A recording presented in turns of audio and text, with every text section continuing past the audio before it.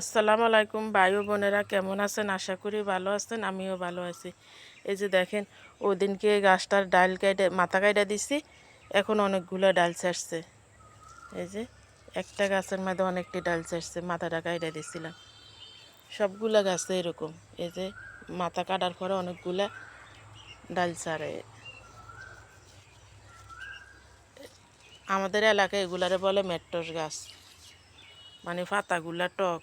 কচুর চুরির সাথে দেওয়া যায়, গুঁড়া মাছের সাথে দেওয়া যায়, পাতা দিয়ে ভর্তা খাওয়া যায়। আর এই যে দেখেন, আমার পুঁই শাকের পাতা এক একটা কত চৌড়া।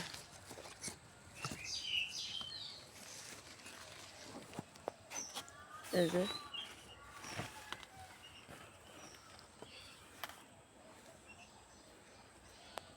এগুলা এক কালার, আর এই যে এই পুঁই শাকগুলো আরেক কালার। দুই জাতের পুঁই শাক আছে আমার। মিষ্টি কুমড়া ডাঁটা, এক একটা ডাঁটা কি মোটা মোটা।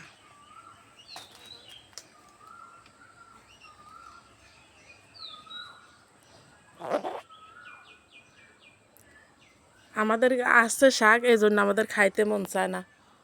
অনেকের অনেক শখ মিষ্টি কুমড়া শাক, লাউ শাক খাওয়ার, কিন্তু আমগো আসছে দেখে আমাদের খাইতে মন চায় না।